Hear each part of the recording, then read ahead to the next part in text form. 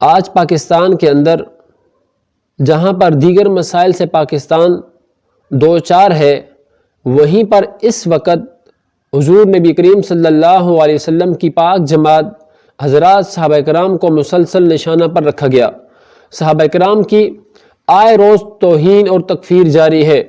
جو بھی چوڑا اٹھتا ہے، گندی نالی کا غلیظ کیڑا، وہ اٹھ کر نعوذ باللہ صحابہ کرام کی توہین اور تکفیر کرتا ہے۔ وہ حضرت ابو بکر صدیق رضی اللہ تعالیٰ عنہ کو کافر کہتا ہے۔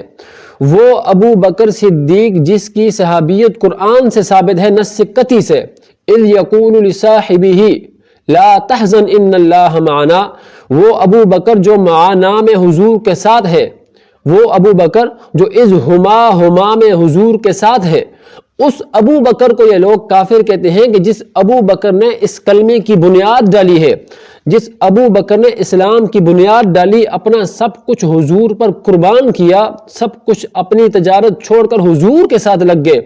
اس ابو بکر کی تکفیر وہ فرقہ کرتا ہے جس کو دنیا رافضی، سبائی، شیعہ کے نام سے جانتی ہے، جو خود سب سے بڑے غلیظ ترین کافر ہیں۔ سکھوں سے، یہودیوں سے، عیسائیوں سے، قادیانیوں سے بڑے کافر ہیں۔ علامہ ابن تیمیہ رحمۃ اللہ علیہ نے منہاج السنہ کی پہلی جلد کے اندر یہودیوں، عیسائیوں اور ان رافضی شیعوں کے درمیان چند مشابہات کو ذکر کیا، اور ان مشابہات کو ذکر کرنے کے بعد آگے جا کے انہوں نے لکھا کہ جب یہود و نصارہ سے پوچھا گیا کہ تمہاری امت میں سب سے بہترین لوگ کون سے ہیں، تو انہوں نے کہا اصحاب موسیٰ و عیسیٰ، لیکن جب ان غلیظ کافروں سے پوچھا گیا تو انہوں نے کہا نعوذ باللہ اشر الناس اصحاب محمد، کہ سب سے بدترین جو لوگ ہیں وہ محمد صلی اللہ علیہ وسلم کے اصحاب ہیں۔ تو یہ ہے وہ کافر۔ تو ان سے ان جو 12 اماموں کے ماننے کا دعویٰ کرتے ہیں، حالانکہ 12 اماموں کو یہ بھی نہیں مانتے، یہ تو اپنے 12 اماموں سے اپنا کلمہ بھی ثابت نہیں کر سکتے کہ ان کے 12 اماموں میں سے کسی ایک امام نے کسی کافر کو مسلمان کرتے وقت اپنا تمہارا یہ کلمہ لا الہ الا اللہ محمد الرسول اللہ علی ولی اللہ وسیج رسول اللہ و خلیفتہ بلا فصل، یہ کسی ایک جو ہے کافر کو جب مسلمان کیا ہو تو ان کو پڑھایا ہو، اس پر تو کبھی کوئی دلیل پیش کر سکتے نہیں کبھی ثابت کر سکتے کہ ان کے امام نے کسی کو یوں کلمہ پڑھایا ہو۔ تو اسی مناسبت سے 12 سوالات میرے شیعہ ذاکرین، علماء، مجتہدین سے ہیں کہ تم آئے روز اصحاب پیغمبر خلفائے ثلاثہ کی تکفیر و توہین کرتے ہو، تو کیا اس توہین کرنے کے بعد، تکفیر کرنے کے بعد میرے ان 12 سوالات کے جوابات دے سکو گے یا آپ پر قرض ہوں گے؟ سب سے پہلا سوال یہ ہے کہ آپ کہتے ہو کہ حضور نبی کریم صلی اللہ علیہ وسلم کے بعد یہ جو خلفائے ثلاثہ تھے نعوذ باللہ یہ مرتد ہو گئے تھے۔ آپ کے اصول کافی کے اندر لکھا ہوا ہے کہ تمام صحابہ باقی بھی اور یہ خلفائے ثلاثہ کافر ہو گئے تھے، ان کو اہل بیت سے بغض تھا، نفرت تھی۔ اگر ان کو ابو بکر، عمر، عثمان کو اہل بیت سے بغض تھا تو پھر حضرت علی نے اپنے بیٹوں کے نام ان دشمنوں کے نام پر کیوں نہیں رکھے؟ اپنے بیٹوں کیوں رکھے ہیں؟ ابو بکر، عمر، عثمان نام حضرت علی نے کیوں رکھے ہیں؟ جب نام رکھے ہیں یہ اس بات کی دلیل ہے کہ ابو بکر، عمر، عثمان کی علی سے کوئی دشمنی نہیں تھی۔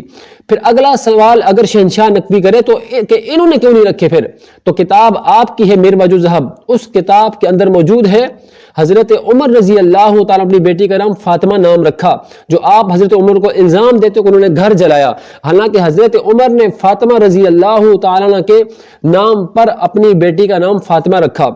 اس کے بعد اگلا سوال تم اس کا جواب یہ دو کہ انہوں نے نام رکھے تھے دشمن سمجھ کر، تاکہ دشمن ہمارے ہر وقت آنکھوں کے سامنے ہو، دشمن آنکھوں کے سامنے ہو، تو تم بھی اپنے بیٹوں کے نام یزید، شمر، فلاں فلاں رکھ دو تاکہ دشمن جو ہے وہ ہر وقت تمہارے سامنے ہو۔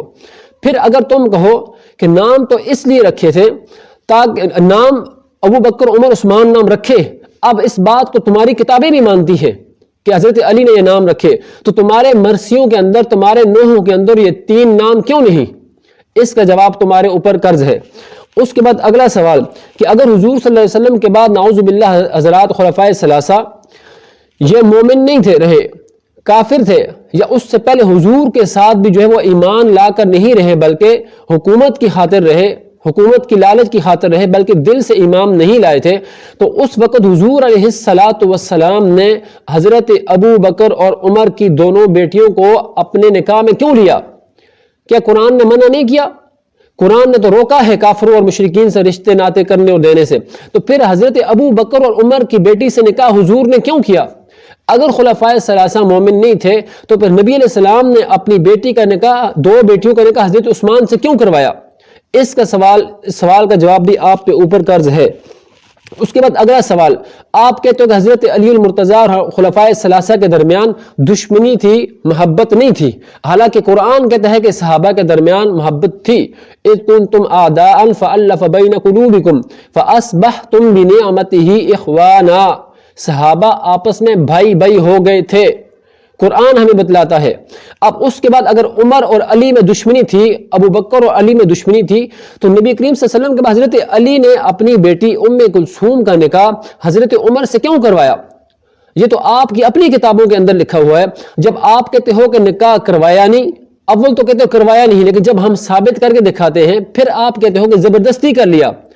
عجیب سی بات ہے، آج کی 14ویں صدی میں آپ کی بیٹی کو آپ سے کوئی بھی نہیں چھین سکتا، لیکن وہ حیدر کرار جو جرأت مندانہ صلاحیت کا مالک ہے، جو بہادر ہے، حیدر کرار ہے، ان سے کیسے کسی نے بیٹی چھین لی؟ معلوم ہوا کہ حضرت علی سے عمر نے بیٹی چھینی نہیں، غصب نہیں کی، جس طرح آپ کی کتابوں نے لکھا کہ غصب کی، ان سے چھینی گئی، زبردستی رشتہ کروایا گیا۔ پھر حضرت علی شیر خدا کیسے رہے؟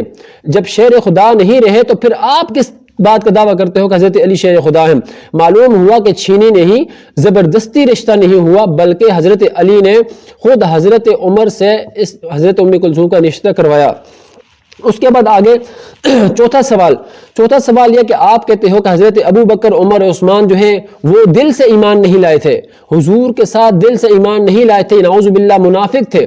تو قرآن نے تو واضح طور پر کہا یا ایھا النبی جاہد الکفار والمنافقین، کہ منافقین اور کفار سے جہاد کیجئے۔ اب اگر ابو بکر، عمر، عثمان نعوذ باللہ کفار اور منافقین میں آتے تو پھر نبی علیہ السلام نے ان کے ساتھ جہاد کیوں نہیں کیا؟ ان کے ساتھ علی اعلان جہاد کیوں نہیں کیا؟ حالانکہ قرآن نے واضح طور پر اللہ نے حضور کو فرمایا، اور حضور نے کوئی ایسی بات کہ جو اللہ کی طرف سے حکم آیا ہو اس کو رد نہیں کیا، بلکہ ہر بات کو مانا ہے۔ اور اسی طرح وَقَاتِلُوهُمْ حَتَّى لَا تَكُونَ فِتْنَةٌ وَيَكُونَ الدِّينُ لِلَّهِ، قرآن کہتا ہے کہ ان سے قتال کرو یہاں تک کہ کوئی بھی جو ہے وہ فتنہ نہ رہے، دین سارے کا سارا اللہ کے لیے ہو جائے۔ جب قرآن کی آیات یہ کہہ رہی ہے تو حضور نے ان حضرات سے کوئی بھی دشمنی، کوئی بھی قتال، جنگ وغیرہ نہیں کی، بلکہ ہمیشہ اپنے ساتھ رکھا، اور آپ کے کتابوں کے مطابق، آپ کے عقائد و نظریات کے مطابق، جس طرح آپ کے 12 امام غیب جانتے ہیں، یعنی علم ما کان و ما یکون، کہ جب سے پیدا ہوتے ہیں لے کر آخر تک ہر چیز کو جانتے ہیں، اسی طرح آپ کا یہ بھی نظریہ ہے کہ حضرت فاطمہ اور حضور صلی اللہ علیہ وسلم یہ بھی علم غیب جانتے ہیں، ان کو بھی ہر چیز کا علم ہے۔ تو نبی علیہ السلام کو تو علم ہو جانا چاہیے کہ ابو بکر، عمر، عثمان تو میرے ساتھ حکومت کی خاطر لگے ہوئے، دل سے ایمان نہیں لائے۔ اگر ان کو علم غیب تمہارے عقیدے کے مطابق تھا تو پھر انہوں نے حضرت ابو بکر، عمر سے جنگ کیوں نہیں کی؟ اس کے بعد آگے پانچواں سوال یہ ہے کہ آپ کہتے ہیں کہ شیعہ کہتے ہیں اصحاب الثلاثہ نے جناب امیر سے خلافت چھین لی تھی، اس کے بعد جو ہے نا فتق بھی جو ہے حضرت فاطمہ کو نہیں دیا۔ اب اگلا سوال یہ ہے کہ اس کے بعد حضرت علی نے کیا فتق واپس ان کے بیٹوں کو حضرات حسنین کریمین کو دے دیا؟ فتق نہیں دیا۔ اسی طرح آپ خلافت کی بات کرتے ہیں۔ اب حضرت علی المرتضیٰ رضی اللہ تعالیٰ عنہ نے خلفائے ثلاثہ کے خلاف تلوار نہیں اٹھائی۔ اگر خلافت چھینی ہوتی، اگر فتق ان سے زبردستی اس پر قبضہ کیا ہوتا تو حضرت علی اٹھ کھڑے ہوتے، ابو بکر اور عمر سے، عثمان سے جنگ کرتے۔ تم کہتے ہو نہیں، وہاں جو ہے وہ جانوں کو بچانے کے لیے، تاکہ مسلمانوں کی جانیں ضائع نہ ہو، وہاں پر صبر کا حکم تھا، مولا تو نے تلوار نہیں اٹھانی۔ اچھا، یہاں مولا کا صبر کا حکم تھا، حضرت معاویہ سے جنگ ہو گئی، وہاں مولا کو صبر کا حکم نہیں تھا۔ اس کے بعد حضرت حسین نے حضرت یزید سے جنگ کی، کئی لوگ وہاں پر چھوٹے بچے شہید ہو گئے، کیا وہاں پر ان کو صبر کا حکم نہیں تھا؟ معلوم ہوا صبر کا حکم بھی تھا، اسی طرح قتال کا حکم بھی تھا، لیکن کفار کے ساتھ، مشرکین کے ساتھ، ان خلفائے ثلاثہ کے ساتھ نہیں، جن کے بارے میں قرآن کہتا اولئک هم المؤمنون حقا، ان صحابہ کرام کے ساتھ نہیں، اس لیے کہ ان صحابہ کے ساتھ حضرت علی المرتضیٰ کی محبتیں تھیں اور ان کی آپس میں رشتہ داریاں تھیں۔ اس کے بعد اگلا سوال نمبر 6، قرآن کہتا ہے کہ لا یجاورونک فیہا الا قلیلا، کہ منافق جو لوگ ہیں یہ حضور نبی کریم صلی اللہ علیہ وسلم کے ساتھ کچھ لمحے کے لیے رہیں گے، زیادہ دیر نہیں ٹھہریں گے۔ حالانکہ آپ دیکھتے ہیں کہ حضور علیہ السلام کی نبوت سے پہلے دن سے لے کر جب حضور نے دعویٰ کیا، حضور نے دعوت پھیلائی، ابو بکر نے مانا، عمر نے مانا، عثمان نے مانا، رضی اللہ عنہم اجمعین نے مانا۔ اس کے ماننے کے بعد حضور کی زندگی میں بھی حضور کے ساتھ لگے رہے۔ اب حضور دنیا سے چلے گئے، اس کے بعد آج 1400 سال گزر گئے، آج بھی ابو بکر عمر حضور صلی اللہ علیہ وسلم کے پہلو میں آرام فرما ہے۔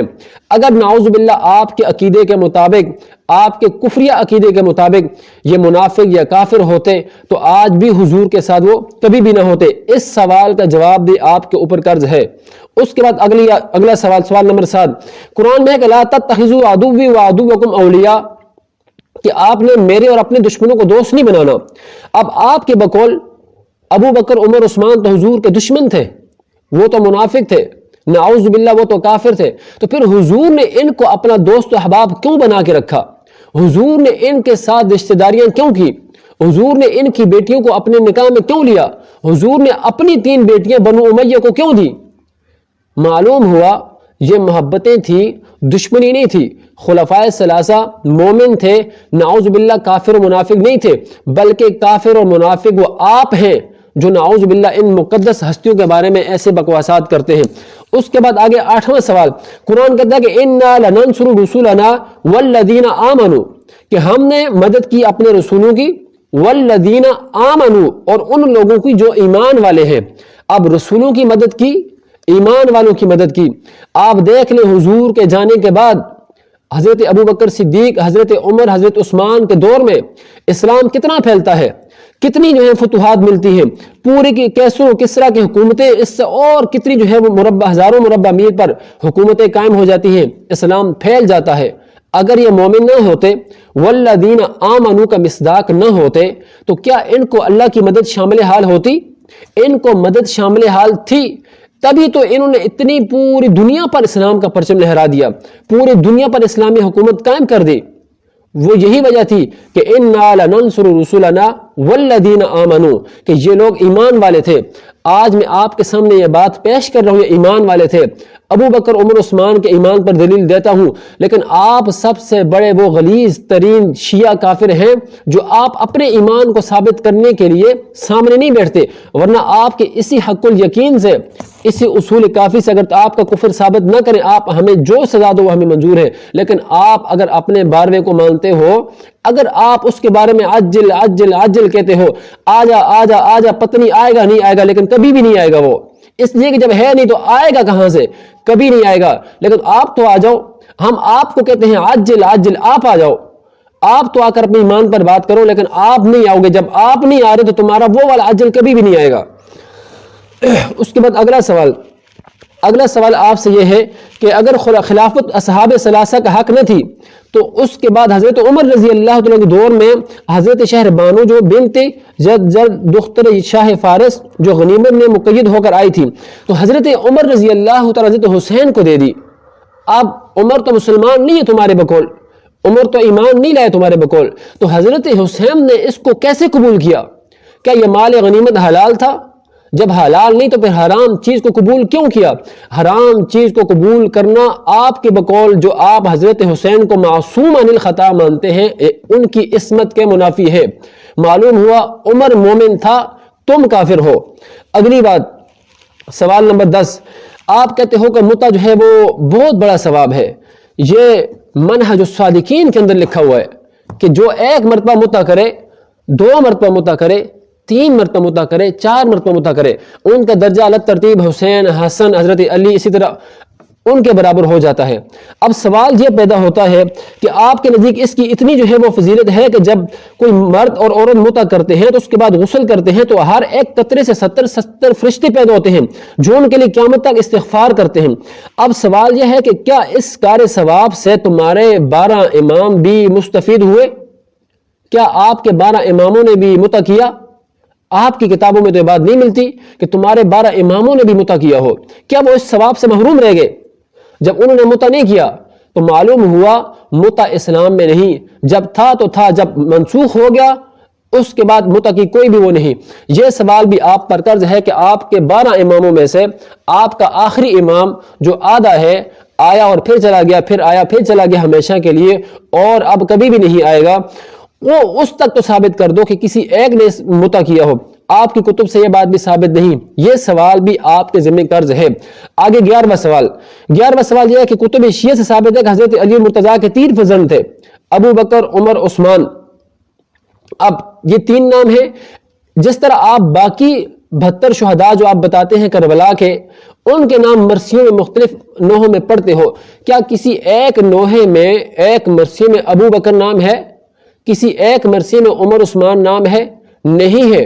معلوم ہوا آپ کو پتہ آپ کو بھی ہے کہ ابو بکر، عمر، عثمان حضرت علی نے نام رکھے ہیں، حضرت حسین کے بھائی ہیں، شہید ہوئے ہیں، اس کے باوجود بھی آپ ان کے نام کیوں نہیں لیتے؟